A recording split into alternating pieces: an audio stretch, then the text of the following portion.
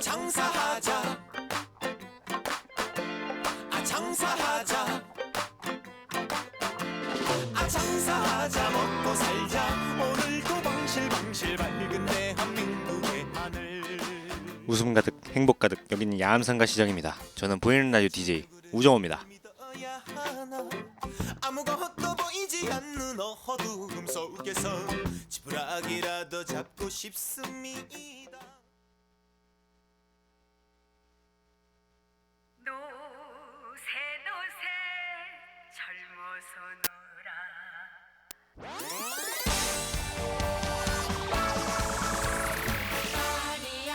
오늘 5월의 마지막 날 5월 31일 첫 노래로 김명임의 파리야 듣고 오도록 하겠습니다.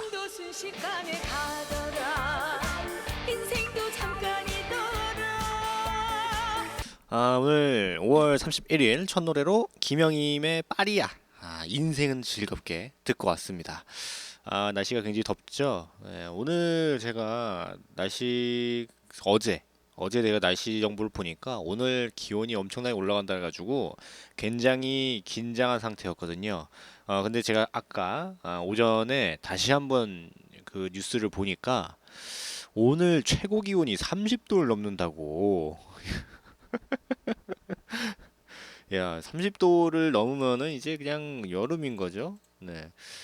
그나마 이제 다행인 게 내일부터는 이제 30도는 아니고 뭐 한 26도 뭐 27도 뭐 요 정도 이 왔다 갔다 한다는데 뭐 사실 30도나 27도나 거기서 거기 더운 건 매한가지지만 네, 그나마 좀 다음 주래 내일부터는 조금 날씨가 좀 괜찮아질 거라고 생각합니다. 네.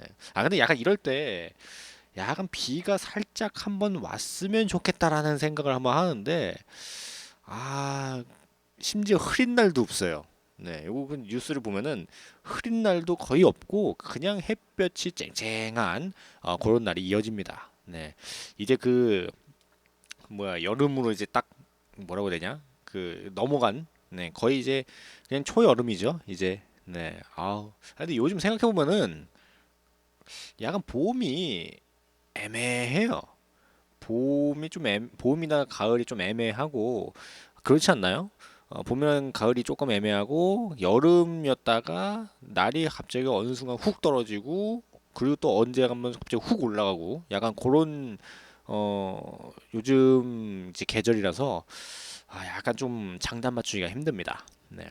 제가 뭐 저번 주에 그저께 제 고향 집에 갔다 오면서 여름 옷을 몇 개 좀 가져왔는데 별로 안 가져왔거든요. 한 두세 벌밖에 안 가져가지고 지금 미쳐버릴 것 같습니다. 네, 그리고 옷을 하나 사야 되는지, 네, 반팔이나 반바지나 뭐 이렇게 사야 되는지 지금 굉장히 고민하고 있어요. 이걸 사야 되나. 네, 사실 제가 옷이라든지 이런데 돈을 거의 안 쓰거든요.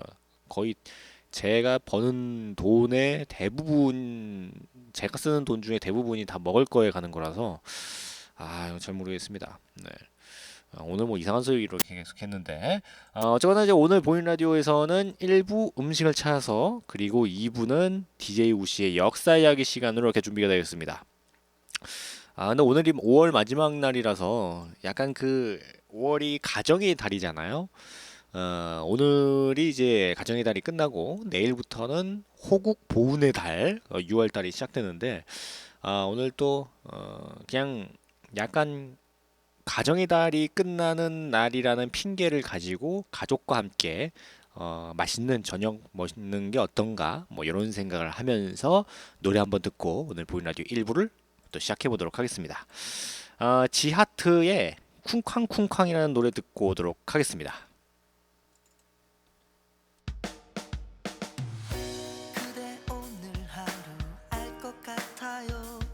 노래 듣고 왔습니다. 지하트의 쿵쾅쿵쾅 노래 듣고 왔습니다. 굉장히 그 노래가 지금 날씨랑 비슷한 느낌이네요. 네, 굉장히 즐거운 노래였습니다. 오늘 보이는 라디오 1부 음식을 찾아서 에서는 요거 잘 들으셔야 돼요. 네, 특히 여성분들이 잘 들으셔야 되는 오늘 내용입니다. 바로 타고난 동안이 아니라면은 노력형 동안이 되는 게 그나마 이제 차선책이겠죠. 동안을 만들어주는 음식이 있다면 믿으시겠습니까? 오늘 보이는 라디오 일부 음식 차트에서는 동안으로 만들어줄 음식 5가지 제가 뽑아서 아주 간략하게 알려드리는 그런 시간이니까 제가 알려드리는 음식 그 들으셨다가 잘 드시면은 저처럼 동안이 될 수가 있습니다.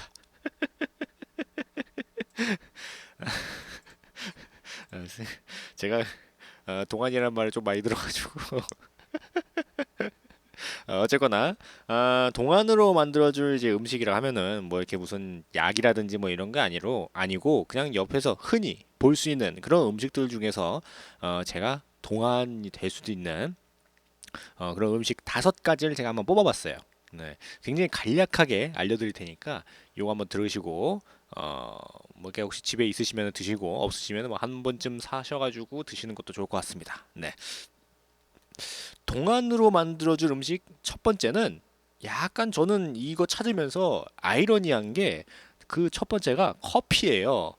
커피를 하루에 한 잔씩 이렇게 마시면은 이게 동안으로 만들어준답니다. 네, 되게 신기해요.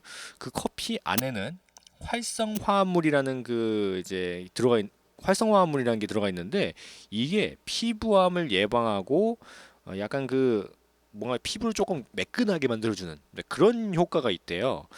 그래가지고 커피가 이게 들어가 있습니다. 네, 조금 저는 되게 신기했어요. 약간 저는 커피 카페인 성분이 들어가 있으니까 커피를 많이 마시면은 이게 피부가 좀 안 좋아지거나 약간 뭐 그 뭐지 트러블 뭐 이게 여드름 같은 거 뭐 이런 거 나지 않을까 뭐 이런 생각을 했는데 예상 외로 가장 먼저 동안으로 만들어줄 음식이 커피예요.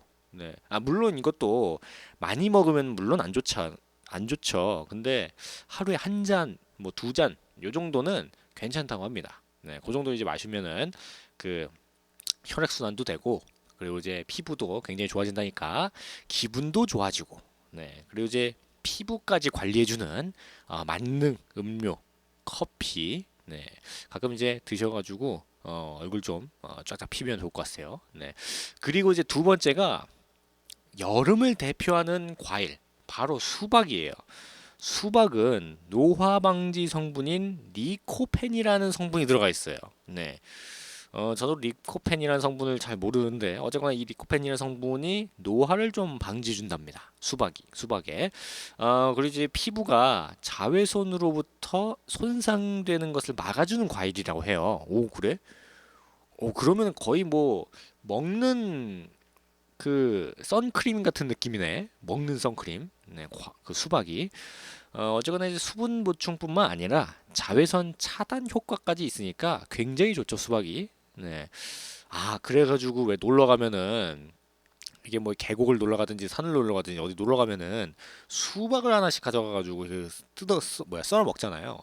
그거가 약간 그 피부가 괜찮아진다는 걸 알고 그게 썰어 먹는 거 아닐까요? 네. 약간 그 예전부터 뭔가 그 어디 놀러 가면은 수박을 하나씩 가져가 가지고 잘라 먹어야 될 것 같은 그런 느낌이잖아요. 그게 옛날 우리 선조들이 요거 먹으면은 피부가 괜찮아진다는 걸 알기 때문에 그걸 이제 밑으로 이렇게 그 자식들한테 계속해서 얘기하면서 이게 전해져 내려오면서 이게 무의식적으로 우리가 알게 된 그런 게 아닌가. 네, 조심스럽게 한번 생각해봤습니다. 네, 믿거나 말거나. 네, 어쨌거나 수박은 피부가 자외선으로부터 손상되는 것을 막아주는 천연 자외선 차단 효과가 있는 그런 과일입니다. 네. 그리고 수박과 함께 먹으면 더욱 좋은 게 블루베리예요. 왜 요즘에 그 음식이래 과일 중에 블루베리가 굉장히 좀 뭐 핫하잖아요. 수박과 함께 어떻게 그 피부를 좀 밝게 해주는, 네, 피부 톤을 한층 높여주는 약간 그 뭐지 여자들 얼굴에 그 바르는 거 있잖아요. 뭐야, 그 비빈가? 하여튼 그 천연 분이라고 할 수 있는 블루베리. 네. 요즘에 무슨 블루베리가 종류가 많아요. 무슨 아사이인가? 무슨 아사이 블루베리, 무슨 뭔 블루베리 이렇게 몇 가지가 있는데 사실 다 맛있긴 해요. 사실 저는 블루베리라는 거를 그렇게 많이 먹어보지는 않았어요. 네, 사실 자주 먹지는 않았고 뭐 뷔페라든지 아니면 어디 뭐 잔치집 가가지고 가끔 이게 블루베리가 있거나 아니면은 이제 친구 집에 갔는데 때마침 뭐 친구네 어머니나 이런 그런 분들이 이제 홈쇼핑 보다가 하나 사신 거, 네, 그런 거 이제 훔쳐 먹거나 그럴 때 그럴 때 제가 블루베리 한번 먹어봤는데 맛있더라고요. 이게 약간 무슨 맛이 나면은 포도 맛은 아닌데 약간 달달하기도 하고 조금 맹맹하기도 하면서 약간 시원한 맛이랄까? 네, 하여튼 뭐 이게 그냥 하여튼 맛있습니다. 네. 뭐 어쨌거나 피부 노화 방지도 좋다고 하니까 수박이랑 먹을 때 이왕이면은 블루베리도 같이 좀 씻어가지고 같이 먹으면은 이제 피부 미용에 굉장히 좋으니까 이거 좀 참고하셨다가 언제 뭐 홈쇼핑 보든지 아니면 뭐 지나가다가 블루베리라든지 수박 좀 싸게 판다 그러면은 하나 사셔가지고 집에서 노화 방지를 위해서 동안을 위해서 좀 많이 드시는 게 좋을 것 같아요. 네, 그리고 이제 이게 또 영양가가 좋잖아요. 네. 그러면 이쯤에서 노래 한번 듣고 오도록 하겠습니다. 최상엽의 화끈화끈해 그리고 박혜수의 슬픈 인연 이 두 노래 듣고 계속해서 동안으로 만들어줄 음식 계속해서 얘기하도록 하겠습니다.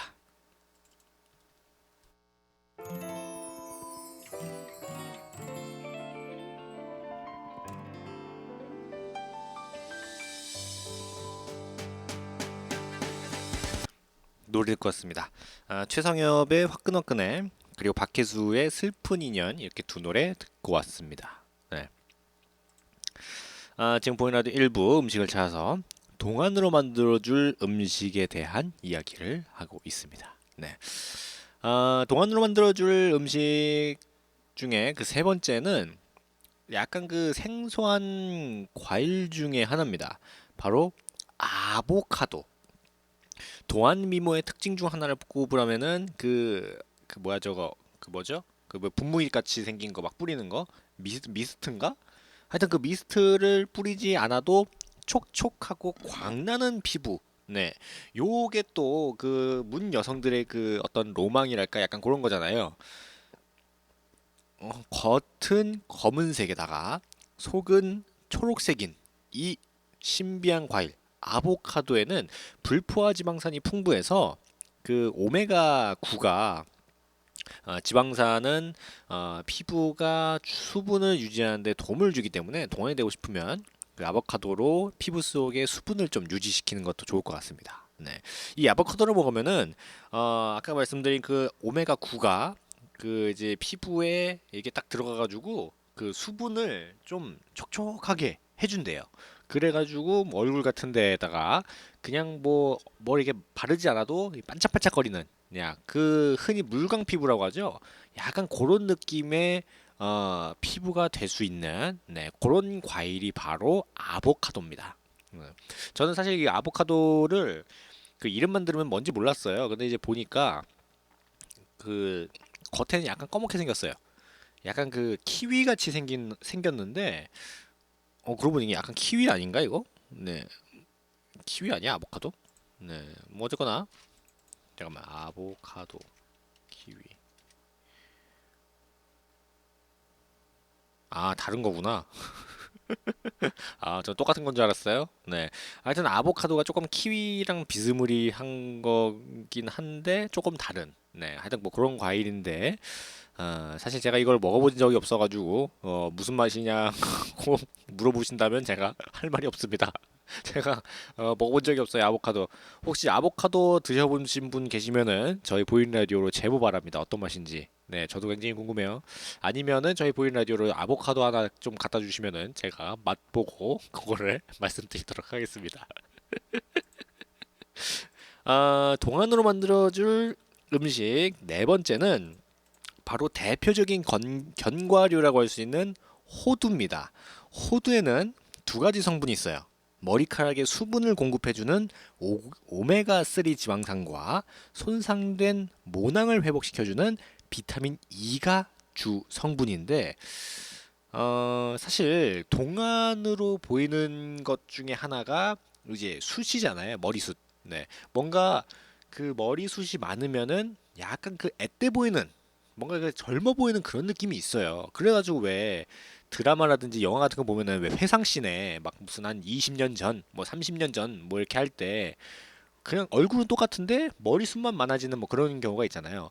근데 머리숱만 많아져도 조금 젊어 보이는 그런 효과가 있어가지고 이 호두를 많이 먹으면은 오메가 3와 그 비타민 E가 머릿결을 굉장히 아주 탱탱하게 약간 윤기가 잘잘 흐르게 그리고 그 이게 뭐라 그러지 그 머리카락의 그 성분 있죠 그 튼튼하게 해주는 모낭 그 머리카락의 뿌리 요거를 이제 좀 그 건강하게 좀 해주는 게 있다고 합니다. 네.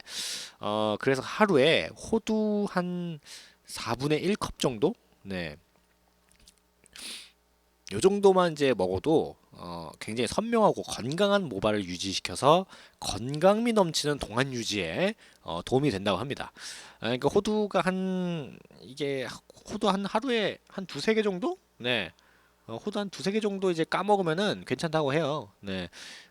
그래가지고 이제 가끔 가다 보면은 왜 호두 이렇게 팔잖아요. 호두 하나 사가지고 쪄가지고 좀 깨가지고 먹으면은 맛있을 것 같습니다. 근데 이게 호두 껍질 깨는 게 조금 어렵잖아요. 요즘에는 그거 막 그거 나오더만 그 무슨 뭐 이렇게 손잡이 이게 가위 손잡이 같이 이렇게 생겨가지고 그거 딱 잡아당기면은 이게 호두 그냥 깨지는 뭐 하여튼 뭐 그런 것도 있던데 어쨌거나 호두 이빨로 그냥 깨려고 하면 이빨 나갈 수도 있으니까 도구를 사용해서 깨시길 바라겠습니다. 네. 그리고 제가 호두 좀 먹으면은 동안될 수 있다고 해가지고 호두 과자 뭐 이런 거 막 사가지고 드시면은 뭐 호두 과자에도 호두가 조금 들어가 있으니까 어느 정도는 뭐 효과가 있을지도 모르지만 호두 과자보다는 그냥 호두를 먹는 게 낫지 않나 이런 생각을 합니다.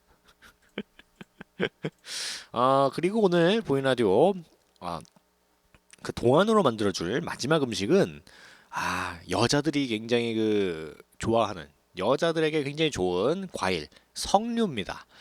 그 예전에 그 음료수도 나왔죠. 뭐 여자는 석류를 좋아해 뭐 이런 거였나? 석류가 여자를 좋아했나? 뭐 하여튼 뭐 그런 음료수도 있었는데 어쨌거나 석류는 피부를 굉장히 탱탱하게 만들어주는 그 콜라겐이라는 성분이 있죠. 그 그 콜라겐을 만드는 그런 이제 성분인 안토시아닌류라는 게 있어요. 네, 하여튼 요 성분이 좀 가득해가지고 그냥 천연 노화 방지제라고 해도 과언이 아닌 과일입니다. 석류를 좀 먹으면은 이게 그 피부가 좀 탱탱해지는 그 성분인 콜라겐을 막 만들어요. 막 지가 알아서 막 이게 막 만들어. 그러면 이제 얼굴이 주름이 점점점 사라지는 그런 기적과 같은 일이 일어납니다. 네. 물론 이제 사람에 따라 좀 다르긴 한데 하여튼 그래가지고 그 요즘도 그렇고 과거에도 석류를 좀 많이 먹는다고 해요. 그 저거 뭐야? 그 누구냐?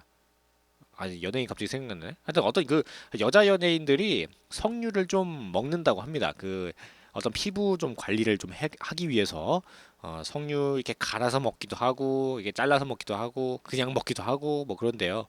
그래서 좀 탱탱한 피부를 위해서 석류를 조금 드시는 것도 좋은 방법이 아닌가 이런 생각을 합니다. 제가 그 동안으로 만들어줄 음식 을 이제 여러 개 말씀해드렸는데 요거 잘 들으셨다가 내 피부가 요즘 좀 관리를 안 했더니 피부가 조금 그 안 좋아졌다 이러시면은 제가 말씀드린 것들 좀 하나씩 좀 드셔가지고 좀 피부도 찾고 기분도 찾는 그런 자신감도 찾고 그런 날이 됐으면 좋겠습니다. 네.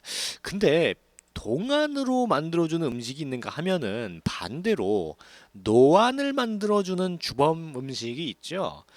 노안으로 만들어주는 음식은 조금 피하는 게 좋긴 한데 그거는 제가 노래 듣고 알려드리도록 하겠습니다. 이게 또 중요해요. 네, 동안으로 만들어주는 것도 중요한데 노안을 만드는 그 음식을 좀 피하는 것도 중요하니까 제가 노래 듣고 다시 또 알려드리도록 하겠습니다. 노래는 에일리 트루디의 네가 있어야 살아 그리고 길의 냉장고 이 두 노래 듣고 오도록 하겠습니다.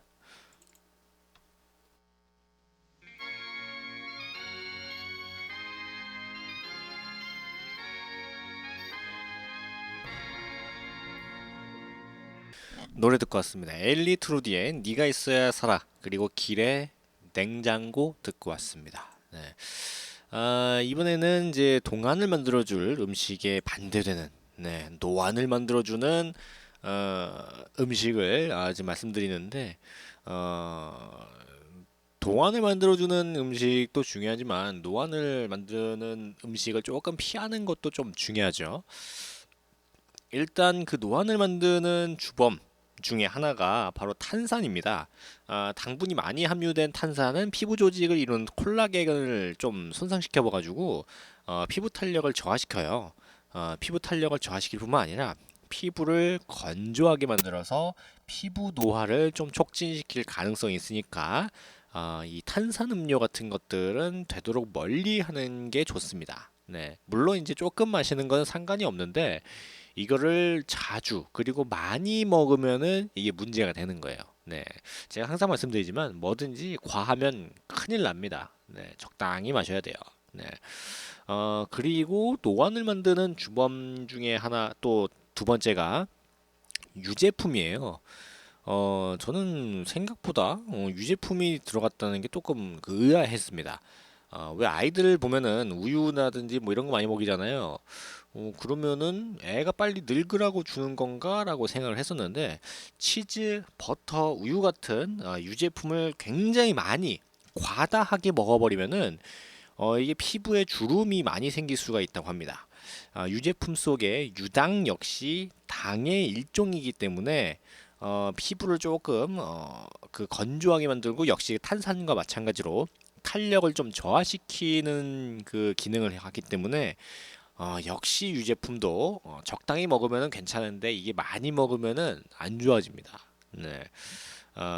근데 개인적으로 이제 우유라든지 뭐 이런 거는 좀 많이 먹는 걸 좋아하는데, 여기서 말하는 많이 먹는 거는 정말 많이 먹는 거예요. 네. 많이 안 드시면 됩니다. 네. 거의 뭐 진짜 그 물 마시듯이 우유를 뭐 하루에 뭐 한 3, 4리터 정도 뭐 이렇게 먹으면은 좀 안 좋다 뭐 이런 거네요. 네.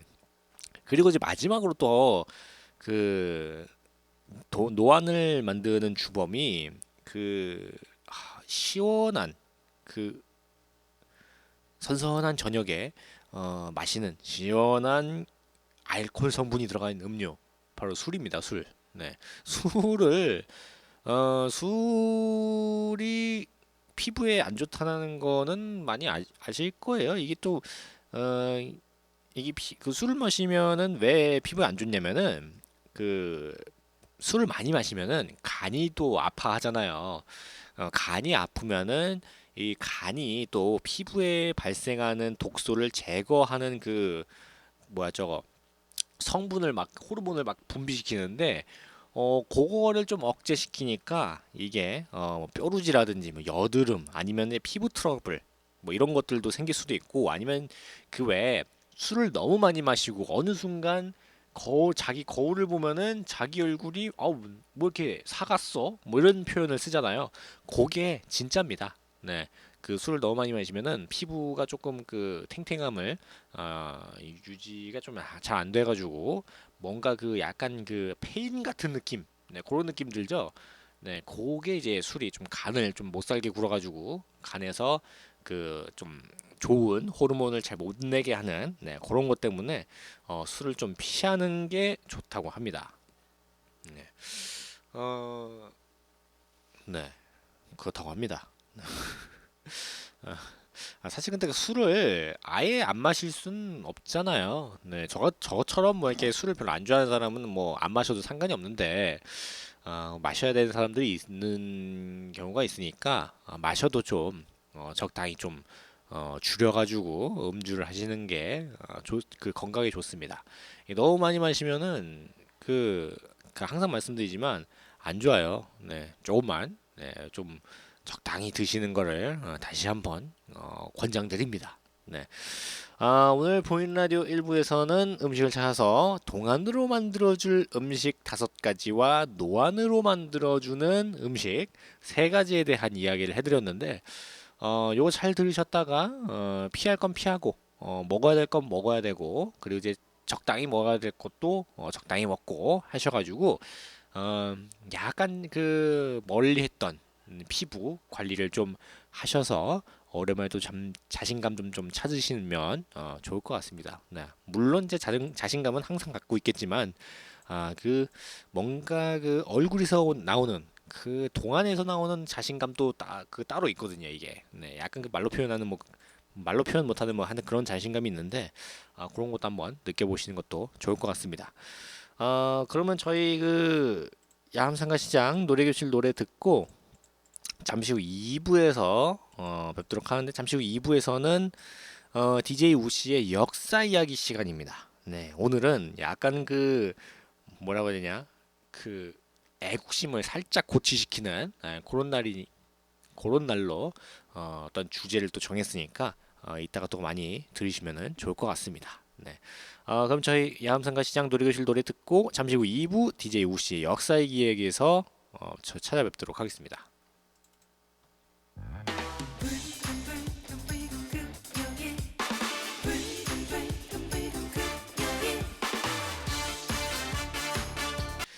네, 저희 야암상가 시장 노래교실 노래를 듣고 왔습니다. 서른의 불금, 윤수연의 꽃길, 진시문의 보약 같은 친구, 경희의 불꽃사랑, 최인규의 태화로 아라리오, 김두일의 내 탓인생, 유진아의 미운산의 이준영의 우리길까지. 아이고, 네, 저희 야암상가 시장 노래교실 노래를 듣고 왔습니다. 네. 이번 2부 시간에는 DJ 우씨의 역사 이야기 시간인데, 오늘도 굉장히 그 뭔가 그 애국심을 고취시키는 그런 내용을 제가 좀 가져왔습니다. 아, 우리는 어차피 죽게 되겠지요. 그러나 좋습니다. 일본의 노예가 되어 사느니 자유민으로 죽는 것이 훨씬 낫습니다. 1907년 영국 신문 데일리 메일의 극동 특파원 맥켄지 기자가 양근군, 오늘날의 양평군에서 만난 의병들을 사진으로 담고 그 의병 부대 의병장과의 인터뷰에서 들은 말입니다. 네. 그 임진왜란 당시에 곽재우가 최초로 의병을 일으킨 음력 4월 22일을 양력으로 환산해 호국 보훈의 달 첫 번째 날을 의병의 날로 선정했는데 내일이 바로 그 의병의 날이기 때문에 오늘 DJ 우시의 역사 이야기에서는 의병에 대한 이야기를 한번 해볼까 합니다. 그 의병 하면은 가장 먼저 떠오르는 사진이 바로 이 영국 신문 데일리 메일의 그 맥킨지 기자가 찍은 사진이에요. 왜 무슨 되게 어린 아이도 있고 나이도 있는 그런 대여섯 명, 한 열댓 명 되는 양반들이 총 들고 이렇게 사진 찍은 사진이 있는데 그 사진이 어떤 의병 하면은 가장 먼저 떠오르는 사진 중에 하나가 됐습니다. 약간 대표적인 사진 중에 하나예요. 그래가지고 우리 아이들 고등학생, 네, 중고등학생 아이들이 이제 역사 배울 때, 우리나라 역사 배울 때 의병에 대한 이야기 할 때 가장 먼저 보는 사진이 바로 이 사진입니다. 네. 어쨌거나 이제 임진왜란 당시에 곽재우 장군이 처음으로 의병을 일으킨 날짜가 음력 4월 22일인데 요걸 이제 양력으로 환산해 가지고 호국 보훈의 달 첫 번째 날인 6월 1일을 의병의 날로 지금 정해 가지고 기리고 있습니다. 네. 외적의 침입이라든지 아니면 대규모 반란에 대항해서 사적으로 조직해서 정부군을 돕거나 아니면 향토 방위에 힘쓰는 군대를 의병이라고 하는데 요즘 말로 하면은 의용군이라던가 아니면 민병대가 바로 의병에 속합니다. 네.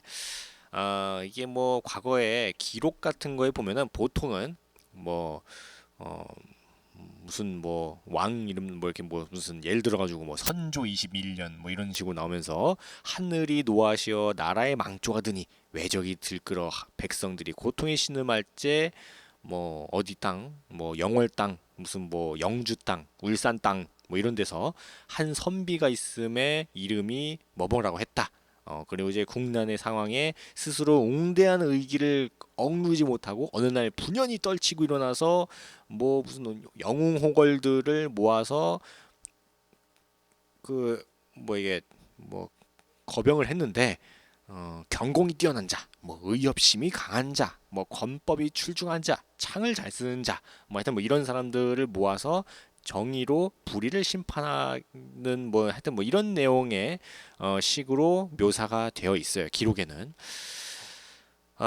사실 이 의병이 어떤 그 나라의 어떤 힘들 때 나라가 힘들거나 어떤 그 대규모 반란이라든지 뭐 아니면 외적의 침입 같은 이런 거 같은 것들 나라에 좀 위기가 닥쳤을 때 나라를 좀 구하거나 아니면은 우리 지방을 좀 살리려고 조직하는 게 의병인데 이 의병을 바라보는 시각이 좋은 것만 있는 게 아니에요. 부정적인 측면도 분명히 있습니다.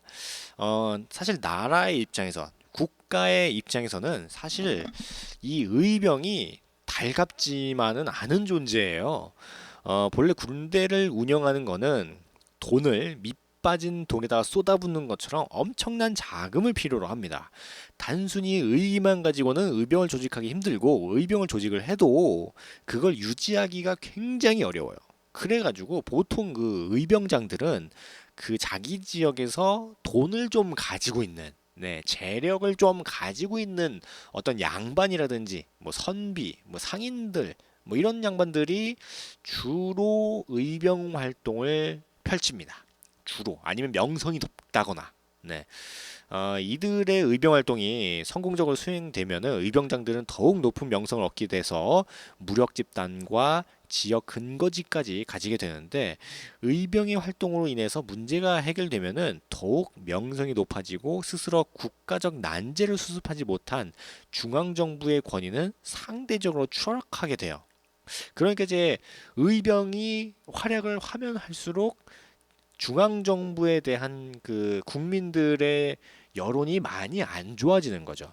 가장 그 대표적인 게 임진왜란이잖아요. 임진왜란 당시에 이제 그 당시에 이제 조선의 왕이었던 선조 아저씨가 백성들도 버리고 막 도망가고 막 그러는 사이에 의병들이 막 일어나가지고 막 싸우고 막 뭐 이게 전투도 승리하고 뭐 이러면서 백성들이 선조를 아주 그냥 그 굉장히 신랄하게 욕을 많이 하잖아요. 네, 그런 모습을 보면서 국가 입장에서는 의병들이 뭐 그렇게 뭐 달갑지만은 않은 그런 존재입니다. 그 결과가 이제 문제가 해결되면은 이제 의병들이 사실 약간 뭐라고 해야 되지? 군벌화 된다고 해야 되나? 약간 군벌화돼요. 그리고 의병장들은 지방의 권력자가 될 수도 있습니다. 실제로도 처음부터 나라를 구하고자 함이 아니라 이런 출세를 목적으로 의병을 일으키는 인물도 은근히 있어요. 뭐 당장 가장 대표적인 인물이 그 가장 유명한 삼국지, 중국의 삼국지에 나오는 유비가 가장 그 대표적인 인물이죠. 유비라든지 조조, 유비라든지 조조 같은 애들이 사실 그 삼국지 읽어보면 아시겠지만 의병으로 시작을 했어요. 의용군, 뭐 의병, 뭐 이런 식으로 그 당시 황건적을 물리치겠다, 뭐 이래가지고 이제 의병을 조직했다가 나중에 점점 커가지고 결국엔 나라까지 세우는 뭐 하여튼 뭐 그런 게 됐는데 사실 그런 걸 보면은 국가 입장에서는 좀 많이 부담스러운 존재죠. 그래서 의병들이 활약을 하면 할수록 이게 의병장들의 목숨이 위태로워지는 건 맞습니다. 그래서 조선 임진왜란 때 임진왜란 중에도 그렇고 임진왜란이 끝난 뒤에도 의병장들이 이제 활약을 굉장히 많이 했으니까 그 걔네들에 대한 부담감이 좀 강해가지고 조선 정부에서 이제 의병장들을 이제 모함하거나 해가지고 싹 다 잡아가지고 그냥 목을 날려버리는 그런 상황이 이루어지는데 그래서 그런 거 보면은 조금 안타까운 게 있습니다. 사실 약간 그 좀 아이러니해요. 나라 입장에서는 나라의 우환을 좀 해결해줘서 고맙긴 한데 해결한 다음에 갑자기 나에게 좀 안 좋아지는 모습이 나오게 되면은 정치적인 입장이 좀 그렇거든요.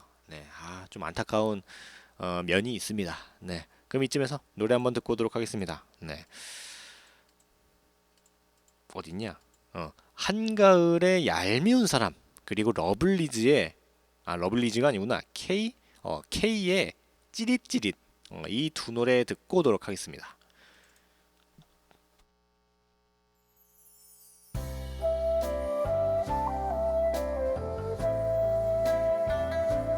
노래 듣고 왔습니다. 한가을의 얄미운 사람 그리고 K의 찌릿찌릿 이 두 노래 듣고 왔습니다. 지금 보이는 라디오 1부 DJ 우시의 역사 DJ 보이는 라디오 2부 DJ 우시의 역사 이야기 의병에 대한 이야기를 하고 있습니다. 깜짝 놀랐네 제가 뭔 말을 하고 있었던 거야 이거. 네. 이 의병의 그 군사적인 좀 한계가 있어요. 아무래도 이게 정부에서 만든 군대가 아니라 그냥 돈 많은 양반들이 어떤 나라를 좀 잘 지키기 위해서 사적으로 이제 만든 거라서 의병 체제가 조금 그렇습니다. 의병 체제는 성공의 가능성이 그다지 높지만은 않아요. 좀 낮습니다. 일단 의병은 중앙군의 소속이 아니라서 중앙군이 받을 수 있는 만큼의 보상을 기대하기 어렵다는 점이 단점을 지적돼요. 그러니까 이제 소속이 그냥 무소속이니까 그 어떤 걸 잘했을 때 그 소속에 의한 보상을 받을 수가 없어요. 그래가지고 의병들이 아무리 잘해도 이렇게 그 받을 수 있는 보상의 한계가 있습니다. 네, 좀 안타까운 거죠. 정말 뼈 빠지게 이제 피땀 흘리면서 목숨 걸으면서 이제 전투를 했는데 정작 보상을 받을 수 없는 굉장히 안타까운 현실이 놓여 있는 겁니다. 그리고 이제 전투 도중에 부상을 입거나 사망했을 경우 중앙군은 이에 대한 합당한 어떤 보상 같은 걸 해주지만 의병 같은 경우는 그 소속 조직의 상황에 따라서 지원이 있을 수도 있고 없을 수도 있어요. 네, 물론 이제 돈이 좀 많은 의병장이 있다면 아니면 뒤에서 이제 지원해주는 뭐가 있다면은 어떤 그 이제 전투하다가 부상을 입거나 사망했을 경우에 어떤 걸 주거나 그럴 수도 있겠지만 거의 대부분의 의병들은 돈이 없거든요. 그 먹는 문제도 해결이 잘 안 되는 경우가 많았기 때문에 많이 좀 힘들었습니다. 네, 물론 이제 의비 협심으로 어떤 그 자발적으로 내가 나라를 위해서 싸우겠다 뭐 이래가지고 이제 만들어진 게 의병이긴 하지만 적어도 보상이 없다는 것보다는 있는 게 그나마 좀 낫지 않을까라는 생각을 해요. 그리고 장비 수준이 좀 그래요. 장비 수준 또한 지도자의 수준이 미치지 못한다면은 그 중앙군에 못 미치는 떨어지는 장비 수준을 보유할 수밖에 없습니다. 그리고 중앙정부의 강력한 인력 소집 능력에 비해서 순전히 의협심만으로 인력을 소집하니까 머릿수가 조금 많이 딸려요. 핵심 인사들이 전략, 전술적인 개념이 얼마나 있는지도 문제가 됩니다. 물론 이제 의병장들 중에서도 어떤 전략이라든지 전술, 이게 병법에 능한 자가 분명히 있어요. 그런데 그런 양반들은 거의 보통은 독학이 많죠. 근데 정부군 같은 경우는 이제 체계적으로 배우고 그리고 어떤 그 경험이라든지 뭐 그런 것들이 많기 때문에 상대적인 전력이 좀 많이 차이가 나긴 합니다. 네, 그래가지고 저는 그 예전에 역사에 대한 그런 책이라든지 그런 거 읽을 때 뭐 보면은 뭐 어디서 반란이 일어났는데 정부군과 싸워서 패했다 뭐 이런 얘기를 많이 봤거든요. 근데 그거 보면은 내가 왜 반란군이 이렇게 이기지 못하는 걸까? 그게 항상 궁금했어요. 근데 나중에 알고 보니까 그 수준 차이라니까 조금 그렇다. 약간 전력의 차이랄까? 네, 그런 게 조금 많이 딸립니다. 네, 약간 비유를 하자면은 중앙정부군이 어떤 성인 남자라고 하면은 분연히 떨치고 일어난 의병들은 싸움 잘하는 초딩들 정도 될까? 네, 싸움 잘하는 중학생 정도? 아니면 이제 초등학생 정도 되는 초등학교 고학년 정도 되는 그 정도 수준이에요. 네, 그러니까 이제 좀 수준이 많이 차이가 나죠. 그래서 어떤 반란이 일어나든지 아니면 그러면 좀 아니 의병들은 좀 그 싸우는 게 좀 힘듭니다. 네. 근데도 의병들이 전투에서 승리하는 걸 보면은 진짜 대단하다는 말밖에 안 나와요. 정부군도 이기기 힘든 거를 그 의병이 싸워가지고 이겼다. 대단한 겁니다. 네. 뭐 어쨌거나 하지만 이제 의병은 일단 존재 그 자체만으로도 적군에게 조금 지대한 심리적인 영향을 좀 미칠 수가 있어요. 그 자신들의 한가운데 혹은 후방 아니면 진경로 등에 자신들을 괴멸시키는 것이야 당연히 불가능했지만 어쨌든 계속해서 이제 피해를 입을 만한 세력이 있다는 거는 어떤 진군 속도라든지 아니면 이동 속도 아니면 어디를 이제 공격해야 되는데 그러지 못하는 경우 하여튼 뭐 그런 영향력을 많이 끼칩니다. 그러니까 이제 제가 나를 어떻게 무찌를 수는 없을 것 같은데 그렇다고 무시하기는 조금 그런 애매한 것들. 네, 그게 바로 의병의 힘이에요. 네, 그래가지고 임진왜란 때 보면은 뭐 일본 애들이 막 군사 이끌 와가지고 막 한양 공격하려고 막 올라가고 이렇게 저쪽 그 위쪽까지 올라갔다 평양까지 갔다가 다시 내려가고 막 이런 상황에서 그 일본 애들이 더 힘들었던 거는 그리고 우리나라 전국 각지에서 의병들이 이제 분연이 일어나가지고 이제 일본 애들을 계속 이제 못 살게 괴롭히니까 어 그게 조금 짜증났던 겁니다. 네, 그래가지고 이제 우리가 조선을 지킬 수 있었던 이유 중에 하나예요. 네, 근데 사실 그런 거 보면은 좀 안타까운 게그 우리나라 조선 말고 그 구한말 네, 우리나라가 이제 일본에게 식민 지배 당할 그때쯤에도 사실 우리나라에 의병들이 많이 일어났었어요. 의병들이 많이 일어났는데 저게 아이러니한 게 그 당시 의병들이 힘이 많이 없었습니다. 그리고 일어난 그 숫자도 많이 그렇게 생각보다 많이 있진 않았고, 네.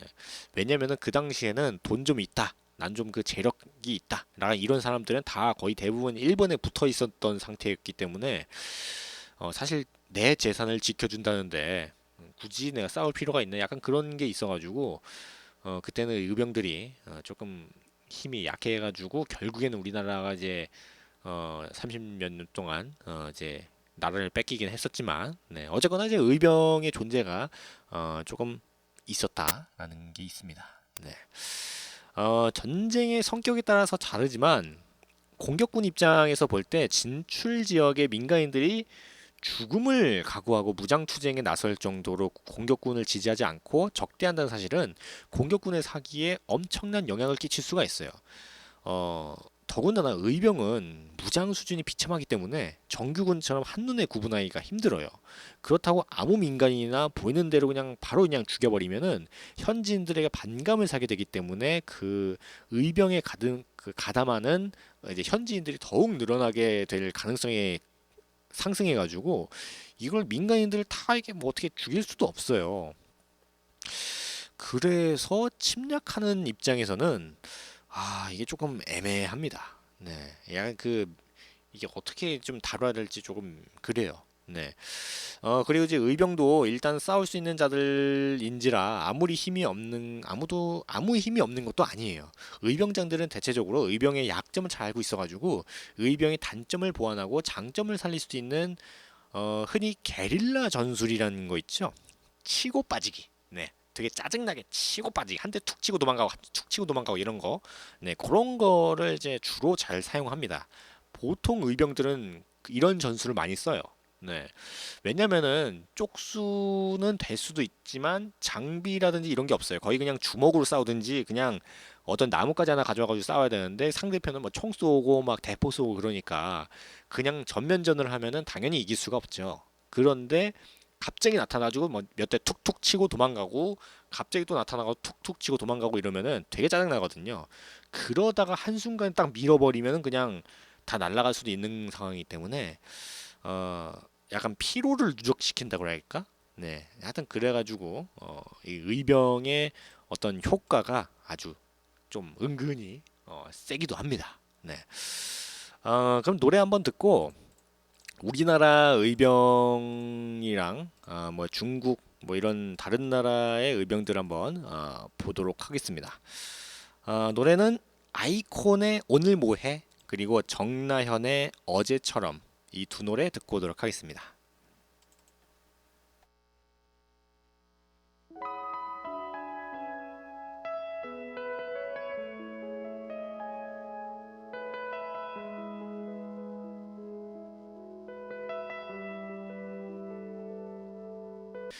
네, 노래 듣고 왔습니다. 아이콘의 오늘 뭐해 그리고 정나현의 어제처럼 이렇게 두 노래 듣고 왔습니다. 지금 보이는 라디오 2부 DJ 우시의 역사 이야기, 의병에 대한 이야기를 하고 있습니다. 네.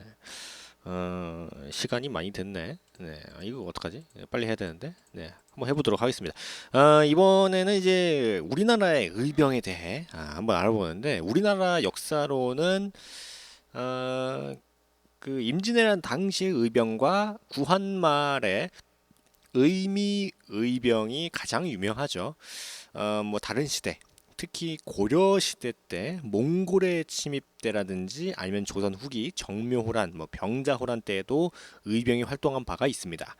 심지어 홍경래의 난 등 반란군을 상대로 의병이 일어난 경우도 있어요. 그러니까 어떤 그 외적의 침입이 아니라 반란군을 좀 진압하기 위해서 의병이 만들어진 경우도 있었다는 거죠. 그리고 의병은 신분을 가리지 않고 다양해서 승병들도 많이 우리나라를 지키기 위해서 일어났는데, 사실 우리나라 불교는 그 다른 나라는 그냥 그 어떤 그 자신에 대한 뭐 그런 불교인데, 우리나라 불교는 호국 불교가 있어요. 호국 정신이 있어요. 뭔가 나라를 지켜야 된다. 약간 이런 느낌이 있어가지고, 사실 그 불교에서는 살생을 금하잖아요. 근데 우리나라 이제 불교에서는 나라를 지켜야 된다. 약간 이런 그 애국심이 좀 강해서 승병들이 많이 있었습니다. 옛날에 몽골이 침입했을 때 살리타이라고 몽골에서 이제 고려를 침입했을 때 약 3천여 명의 의병들에게 기습을 받아가지고 이제 몽골군이 패한 그런 사건이 있었는데, 그리고 갑자기 이름이 생각나네. 처인성 전투에서도 우리 의병이 분연히 일어나가지고 이제 몽골군, 당시 세계 최강의 군사력을 가졌던 그 몽골군을 그 무찌르고 승리를 한 그 전투에서 의병장이 바로 승려였습니다. 네. 그리고 이제 그 의병들의 반 정도가 승려였고, 네. 정말 우리나라 불교는 대단한 그 불교예요. 네. 뭐 어쨌거나 그리고 그 약간 그 도적들이 나라를 지키기 위해서 모여가지고 의병을 일으킨 경우도 있었어요. 네, 약간 그 당시의 표현을 쓰면 초적이라는 표현을 썼는데, 이 초적들이 모여서 나라를 좀 지켜야겠다 이래가지고 약간 뭐라고 해야 되지? 약간 예전에 김춘삼 있죠? 그 거지왕, 김춘삼이 이제 예전에 그 6.25 전쟁 있었을 때 그 뭔가 이제 나라 지키겠다고 그 거지들 다 모아가지고 그 입대해가지고 뭐 이렇게 싸우고 뭐 그랬잖아요. 약간 그런 느낌이었습니다. 네. 하지만 이제 고려 이전의 기록들이 좀 부실하고, 그리고 이제 임진왜란이라든지 아니면 6.25 전쟁을 거치면서 많이 사라지고 불타고 그러면서, 사실 그 이전에 의병이 있었는가, 약간 이런 게 거의 기록이 전무해요.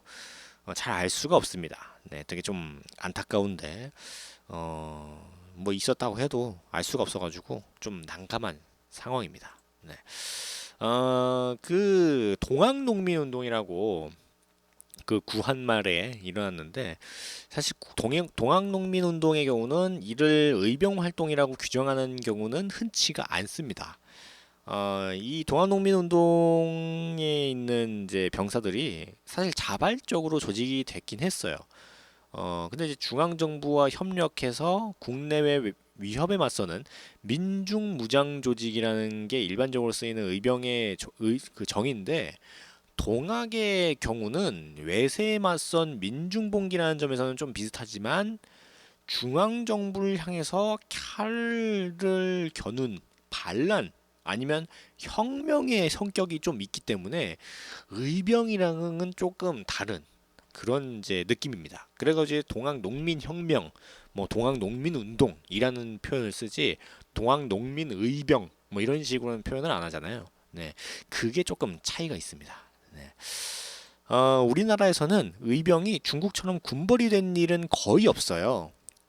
우리나라 차원에서 유교 이데올로기를 보급하고 지방에 대한 관의 그 통제를 지속적으로 강화했기 때문에 어떤 의병이 잘 돼가지고 그 의병이 뭐 이렇게 뭐 도지사 뭐 이런 거가 되는 뭐 그런 경우는 없습니다. 네. 이게 그 약간 우리나라 민족성이랑도 조금 관련이 있는 건데 어쨌거나 임진왜란 때도 전쟁 극초반인 임진년 5월부터 의병의 관군화가 진행돼서 순수한 의병 부대는 크게 줄어들고 의병장이 관군을 지휘하거나 아니면 관군 장수가 의병을 지휘하는 사례가 나타나기 시작합니다. 드라마 예전에 불멸의 이순신 이후에 임진왜란 당시 선조가 여러 의병장들을 죽이거나 핍박했다고 이제 알려졌는데,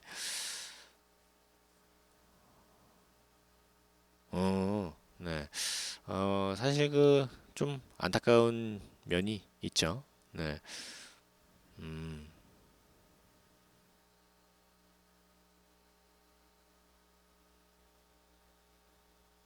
뭔 얘기했다 외웠지? 네. 어쨌거나 그 우리나라에서는 어떤 의병이 예전 그 중국의 삼국지 보면은 유비라든지 조조처럼 의병으로 이게 일어나 가지고 이제 점점 커 가지고 이제 군벌 조직이 되는 네, 그런 경우는 거의 없습니다. 거의 없는 게 아니라 거의 없죠? 그런가? 없나? 없죠. 네. 우리나라는 약간 희한하게 어떤 그 나라에 대한 그런 충성이라든지 약간 요런 게 좀 강한 민족이라서 그런 이제 군벌 조직이 생겨가지고 나라를 뒤엎거나 그런 거는 없습니다. 네. 그리고 이제 나중에 일제 침략이 노골화되는 을미사변, 네, 을미사변 이후부터 의병이 또 일어나기 시작했는데 처음에는 지방 유생들이 주도했지만 점차 농민이라든지 아니면은 이제 포수 출신의 의병장들도 나오게 됩니다. 그것 때문에 이제 계급 간 갈등이 불거진 경우가 있었어요. 양식 그 조선 시대에는 계급 사회가 있었잖아요. 양반, 양인, 뭐 천민, 뭐 이런 식으로 나눠졌었는데 의병장이 나보다 계급이 낮으면은 조금 약간 그런 뉘앙스를 풍기고 좀 갈등이 좀 강한 편이 있었습니다. 의병장 김백선은 이제 중군에서 지원군을 보내지 않은 것에 대해서 따졌더니 유인석이 상놈이 그 양반에게 대든다면 처형시켜 버렸어요. 네. 그러니까 당시에 이제 의병들을 이제 의협심을 발휘해서 자발적으로 모였는데 저 사람이 나보다 계급이 낮다고 해가지고 그냥 막 처형시키고 뭐 그런 사건들이 많이 생겨가지고 어떤 신분제의 한계, 약간 요런 게 좀 강했습니다. 네. 참 좀 희한하죠. 예, 임진왜란 당시에는 그런 계급 이런 거는 그렇게 많이 없었고 그냥 나라를 좀 지키자 뭐 이런 거였는데 그 이후에 일제 시대 직전 되면은 약간 그 아니 내가 계급이 높은데 왜 네가 내 말을 안 듣냐? 뭐 약간 이런 식으로 나오게 되는 겁니다. 하여튼 뭐 이런 거 말고도 뭐 동학 출신의 의병을 반역도로 몰아서 같은 의병들끼리 싸워가지고 죽여버리는 네, 이런 사건들도 많았어요. 네, 그러니까 조금 이 사정이 좀 복잡합니다. 네. 그래가지고 이제 전국으로 확대되기에 이르면서 1907년에 군대 해산 이후에는 해산 군인이 또 여기 그 의병들 세력에 이제 합쳐지면서 의병들이 점점 더 커지게 되는데 이 의병 세력이 절정에 달아가지고 1908년 당시에는 7만 명에 이르렀어요.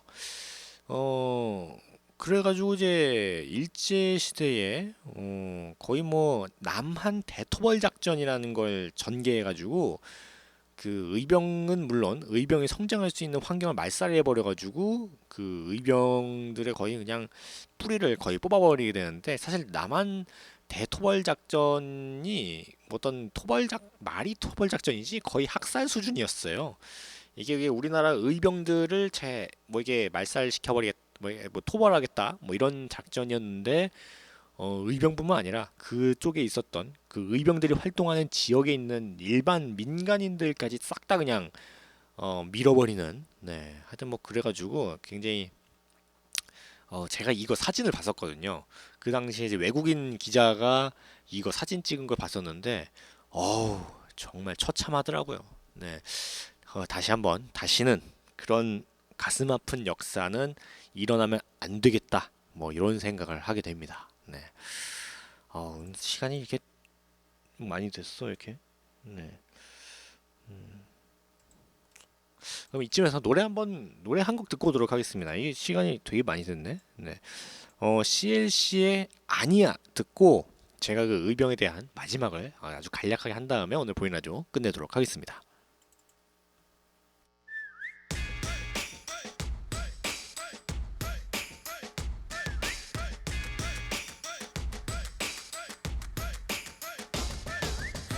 노래 듣고 왔습니다. CLC의 아니야 듣고 왔습니다. 지금 방송이 지금 그 2시간을 넘겼어요. 지금 방송을 좀 오랫동안 해가지고 이게 지금 되게 내용이 정말 조금 남았거든요. 요거를 안 하기가 좀 그래가지고 약간 좀 길게 오늘 방송을 하고 있습니다. 네. 그러면 이제 우리나라 말고 다른 나라의 의병을 보면 되는데 다른 나라 말고 그냥 중국만 봅시다. 네. 중국사에서도 이런 예를 볼 수가 있어요. 의병에 대한 거를 이제 삼국지의 배경이 되는 후한 말 황건적에 대항해서 일어난 의병들은 나중에 여러 군웅의 기반이 되죠. 어떤 뭐 조조라든지 뭐 아니면 동탁, 뭐 유비, 뭐 손책 뭐 이런 양반들이 다 의병으로 시작을 해서 이제 군벌이 되는 그런 게 됩니다.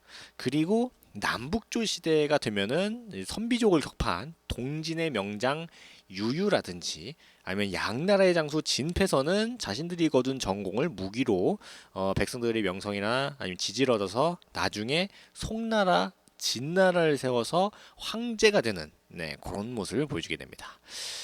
그리고 이제 당나라에는 그 황소의 난에서 강력한 권력을 가지게 된 지방절도사들의 할거로 멸망하게 돼요. 이런 문제로 인해서 중앙정부에서는 경계의 대상이 되었습니다. 예를 들어서 송나라 시대에 금나라에 이제 대항하면서 의병을 이끌었던 악비 같은 충신들이 이 정부에 의해서 제거되는 굉장히 안타까운 사건 같은 게 일어나요. 제가 가장 좋아하는 중국에 있는 그 장수들 중에 인물 중에 하나가 악비라는 인물인데 좀 안타깝습니다. 네, 이런 거 보면 의병이긴 한데 진짜 아깝다. 제가 참 좋아하는데 악비. 네, 어쨌거나 청나라 때는 이제 태평천국 운동 이런 거에 대항해서 증국번이 의병 활동을 하였고 나중에 이제 사실상 국가의 기능을 상실한 청나라의 실질적인 정규군 역할을 일부 담당을 하고 증국번의 제자인 이홍장도 함께 활약을 하고 어떤 이러한 활약으로 인해서 권력자의 자리까지 오르게 되는 뭐 이런 것도 됩니다. 군대 유지 비용을 도무지 사제로는 감당할 수 없는 경우에 상당수의 의병 집단은 그대로 그냥 비적이 돼 버려요. 중국 청나라 말기 나타난 군벌과 비적 집단을 좋은 예로 할 수가 있습니다. 그 중국 보면은 그 청나라 말기 그 일제 시대 직전 그때 보면은 이제 중국이 그게 나라에 군대가 거의 없다시피 하는 그런 지경에 이르러요. 그런데 이제 의병들이 이제 일어나가지고 나라를 지키겠다 뭐 이래가지고 이제 영국 그 아편 전쟁 뭐 이런 거 뭐 하면서 의병들이 거의 사실상의 청나라 정규군 같이 활동을 하는데 그렇게 의병들이 점점 힘이 세지니까 각 지역의 군벌 같이 돼가지고 거의 나라의 왕 같은 느낌으로 돼가지고 뭐 저쪽 그 뭐 관동 지방이라든지 아니면 뭐 중원 지방 아니면 뭐 저쪽 사천 지방 뭐 이런 식으로 나눠져 가지고 이제 서로 싸우게 되는 뭐 그러다가 이제 결국에는 이제 청나라가 멸망하고 중화민족이 생기는 뭐 하여튼 뭐 이런 여러 가지 이게 사건이 일어나는데 하여튼 이것들의 가장 처음이 의병입니다. 그러니까 우리나라의 의병은 단순히 그냥 나라를 지키겠다라는 그런 의병이 강한데 중국의 의병은 어떤 자신의 이름을 좀 떨치겠다. 나라를 지키는 거는 맞는데 그와 더불어서 나의 어떤 그 입지를 좀 다져야겠다. 약간 요런 성격이 강합니다. 그래가지고 중국 역사 보면은 의병들이 나중에 이제 나라 세워가지고 황제가 되거나 왕이 되거나 뭐 그런 경우가 굉장히 많아요. 네. 사실 그 중국의 가장 많은 인구들이 한족이잖아요. 이 한족을 이루는 이 한나라, 한나라를 세운 한고조 유방 역시 의병 출신입니다. 네. 그래서 좀 그 중국의 의병이랑 우리나라 의병이 조금 다른 느낌이 있죠. 네. 유사 개념으로는 이제 우리나라 독립군이라든지 아니면 이제 프랑스의 레지탕스, 뭐 하여튼 이런 애들이 약간 의병이랑 비스무리합니다. 네, 실제로 이제 구한 말에 의병들이 나중에 이제 독립군 결성에 영향을 미치게 되는데 사실 독립군을 의병이라고 보기엔 조금 그런 게 있잖아요. 네, 약간 좀 애매한 부분이 있어서 독립군은 의병은 아니지만 좀 성격은 아니더라도 약간 행동이라든지 약간 그런 거는 비슷하다고 볼 수가 있습니다. 사실 그 의병이 나라의 국난 극복을 위해서 민간인들이 일어났다는 점에서는 긍정적으로 보는 경우가 굉장히 많아요. 하지만 애초에 국가의 정규군이 외침을 막지 못했다거나 아니면 대규모 반란을 야기했다는 점에서 국가의 실패를 드러낸다는 면이라든지 아니면 이제 그것을 위해서 의병들이 이제 일어난다. 약간 이런 걸 보면은 안 좋은 시각으로 보는 경우도 있어요. 의병을. 네. 하지만 국가와 내가 하나이고 외적은 나와 다른 이질적인 공격자라는 그런 의식이 없으면 의병이라는 것 자체가 생길 수가 없는데 이런 면에서 민족적인 일체감이라든지 국가적인 일체감이 없으면 의병 자체가 생겨날 수 없는 거니까 저는 개인적으로 의병을 부정적으로 보지는 않습니다. 네, 긍정적으로 봐요. 네. 어쨌거나 그 내일이 의병의 날입니다. 사실 내일부터 호국 보훈의 달, 6월 달이잖아요. 어떤 그 유교 기념이라든지 뭐 하여튼 이런 여러 가지가 있는데 나라를 위하는 생각 한 번씩 하시면서 네, 지금 정부는 내가 나라를 사랑하는 만큼 잘 하고 있는지 한 번 더 생각하는 그런 한 달이 됐으면 좋겠다는 생각을 하면서 오늘 보이는 라디오 2부 DJ 우씨의 역사 이야기 의병편은 여기서 마무리 짓도록 하겠습니다. 제가 이건 좀 이거 자료를 좀 많이 찾고 말을 좀 많이 해서 그런지 오늘 시간이 좀 많이 됐어요. 그 방송 시간이 혀를 좀 오랫동안 털어서 그런지 오늘 보이는 라디오 1부에서는 음식을 찾아서 동안으로 만들어줄 음식 5가지와 노안을 만드는 주범 3가지에 대한 이야기를 해드렸고 2부에서는 DJ 우씨의 역사 이야기 의병에 대한 이야기를 했습니다. 네. 어떻게 오늘 또 어떻게 잘 들으셨는지 모르겠어요. 갑자기 목이 아파오네요. 제가 오늘 말을 많이 한 듯한 그런 느낌입니다. 네. 오늘 날씨가 역시나 좀 덥습니다. 네. 이게 그냥 여름에 더운 거랑 그 겨울에서 봄으로 넘어가고 봄에서 여름으로 넘어간 요 시기에 더운 거랑 좀 느낌이 다르잖아요. 제 개인적인 생각으로는 뭐 여름이나 지금이나 같이 더운데 약간 느낌상 체감하는 그 느낌상 저는 요즘이 가장 더운 것 같아요. 약간 느낌이. 네. 여름에는 그냥 그래 여름은 더워야지 그래 여름은 더워 이런 생각을 하면은 더워도 그래 그냥 그러려니 하고 이제 넘어가는데 봄이나 이제 초여름으로 넘어갈 때 이제 오늘처럼 이렇게 그 무더운 날이면 진짜 덥다 왜 이렇게 덥냐 약간 이런 생각이 들어요. 네. 어쨌거나 날씨가 좀 덥고 찝찝하더라도 조금 더 긍정적인 즐거운 생각하시면서 오늘 행복한 하루 또 잘 보내시면 좋을 것 같습니다.